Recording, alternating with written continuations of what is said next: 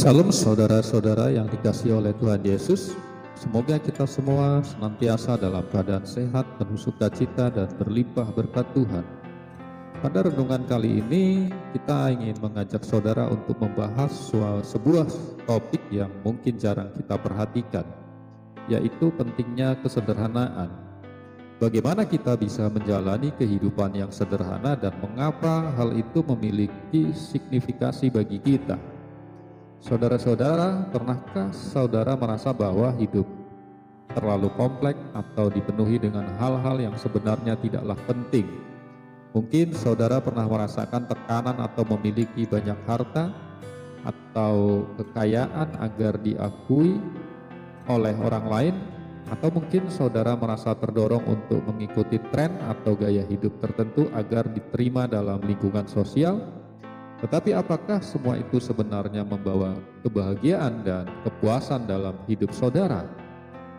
Namun pernahkah terlintas dalam pikiran saudara bahwa hidup sederhana adalah salah satu cara untuk mendekatkan diri kepada Tuhan dan merasakan kebahagiaan yang lebih mendalam? Apa sebenarnya arti hidup sederhana? Bagaimana kita bisa menjalani hidup sederhana? Dan mengapa hal itu memiliki makna yang penting dalam hidup kita? Hidup sederhana merupakan sikap atau prinsip untuk tidak terlalu terpaku pada hal-hal duniawi yang bersifat sementara. Hidup sederhana adalah kemampuan untuk bersyukur dan merasa puas dengan apa yang Tuhan telah anugerahkan kepada kita. Dan hidup sederhana adalah kunci untuk merasakan kedamaian dan kebahagiaan yang sejati. Mengapa demikian? Karena melalui hidup sederhana kita akan terlepas dari beban mencari hal-hal yang sebenarnya tidaklah penting atau bermanfaat dalam jangka panjang. Hidup sederhana membantu kita menghindari godaan untuk berbuat dosa atau menyakiti sesama. Dengan hidup sederhana kita akan semakin mendekatkan diri kepada Tuhan, Sang Pencipta yang mencintai kita. Oleh karena itu, mari kita jangan pernah meremehkan atau mengabaikan arti penting dari hidup sederhana. Kita tidak perlu merasa kurang atau iri melihat apa yang dimiliki orang lain. Jangan biarkan diri kita terpaku pada hal-hal yang sia-sia atau sebenarnya merugikan. Sebaliknya, mari kita pelajari dan hayati arti sebenarnya dari hidup yang sederhana. Marilah kita syukuri dan rasakan kepuasan dari segala yang telah Tuhan berikan. Marilah kita hidup dalam dekat dengan Tuhan dan bergantung padanya dalam setiap aspek kehidupan. Saudara-saudara, mari kita renungkan kisah nyata dari orang yang bernama Tono tersebut. Tono seorang pria yang telah sukses dalam karirnya sebagai seorang manajer di perusahaan besar. Dia memiliki pendapatan yang tinggi, mobil mewah, rumah yang besar, serta segala fasilitas yang mungkin diinginkannya. Tono juga memiliki banyak teman dan kenalan yang mengagumi dan memuji dia atas apa yang telah dia capai. Namun di balik kesuksesan itu, Tono tidak merasa bahagia dan puas dengan hidupnya.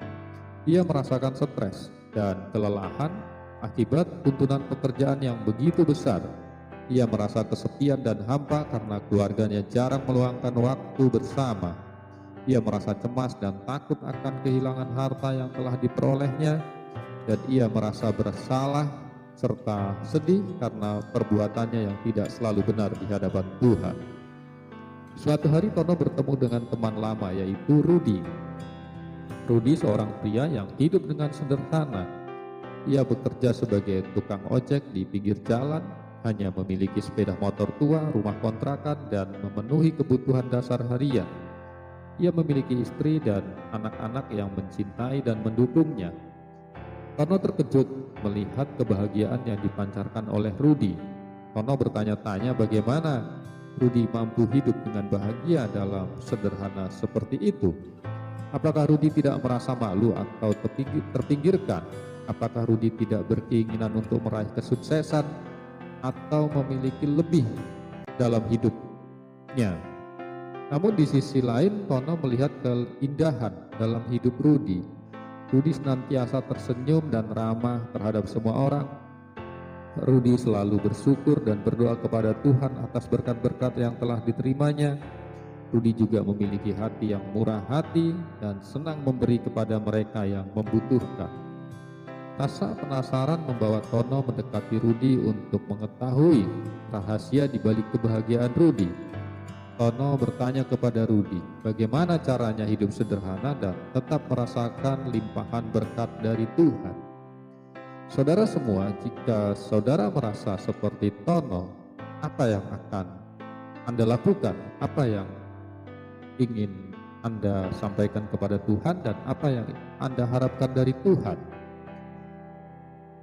Mari kita perhatikan firman Tuhan dalam Matius 6 ayat 19 sampai 21 yang mengatakan, janganlah kamu mengumpulkan harta di bumi, di mana ngengat dan karat merusaknya, dan di mana pencuri membongkar serta mencurinya, tetapi kumpulkanlah bagimu harta di surga, di mana ngengat dan karat tidak merusaknya, dan di mana pencuri tidak membongkar serta mencurinya, karena di mana hartamu berada, di situ juga hatimu berada.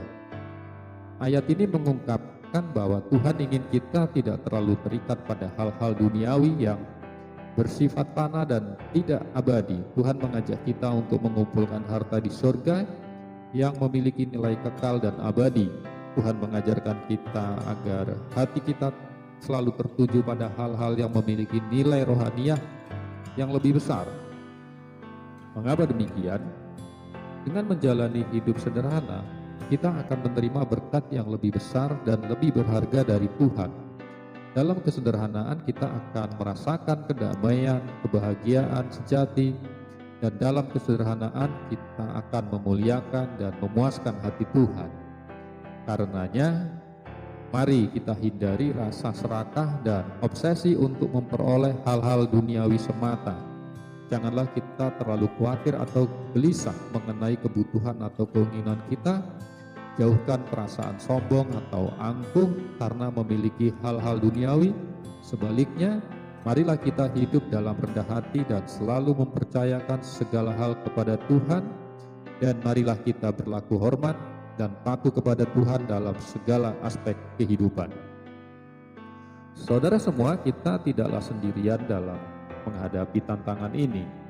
Banyak nabi dan rasul yang tercatat dalam Alkitab juga telah hidup dalam sederhana dan merasakan limpahan berkat dari Tuhan. Nabi Elia contohnya, hidup di padang gurun dan diberi makan oleh burung-burung gagak dan seorang janda miskin. Lalu Nabi Elisa menolak tawaran hadiah dari Naaman setelah menyembuhkan dari penyakit kusta. Kemudian Nabi Yohanes Pembaptis hidup dalam kesederhanaan di padang gurun dan mengenakan pakaian dari bulu unta. Kemudian Rasul Petrus meninggalkan perahunya untuk mengikuti Yesus. Lalu Rasul Paulus melepaskan hak-haknya sebagai rasul untuk tidak menjadi beban bagi mereka yang dia layani. Namun semua nabi dan rasul tersebut tidaklah merasa rendah diri atau iri terhadap hidup mereka. Mereka tetap mempercayai dan taat kepada Tuhan. Mereka tetap bersyukur dan merasa puas dengan segala anugerah Tuhan. Mereka senantiasa hidup dalam ketergantungan yang mendalam kepada Tuhan dalam segala hal. Dan pada akhirnya mereka semua mengalami limpahan berkat yang luar biasa dari Tuhan. Semua nabi dan rasul tersebut merasakan dan menikmati rencana atau janji Tuhan bagi kehidupan mereka. Dan mereka semua dengan tulus memuliakan serta menyenangkan hati Tuhan. Kami berharap saudara dapat mengambil hikmah dari firman Tuhan yang mengajarkan bahwa hidup sederhana adalah salah satu jalan untuk mendekatkan diri kepada Tuhan dan meraih kebahagiaan yang lebih dalam. Tuhan menginginkan agar kita tidak terlalu terikat pada hal-hal duniawi yang bersifat sementara. Dia mengajak kita untuk merasa bersyukur dan merasa puas dengan anugerahnya. Dia mengundang kita untuk selalu dekat dengannya dan bergantung padanya dalam segala aspek kehidupan kita. Saudara semua, demikianlah renungan kita kali ini mengenai pentingnya kesederhanaan.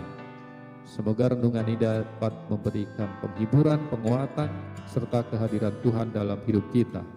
Sampai jumpa dalam renungan berikutnya. Tuhan Yesus memberkati. Amin.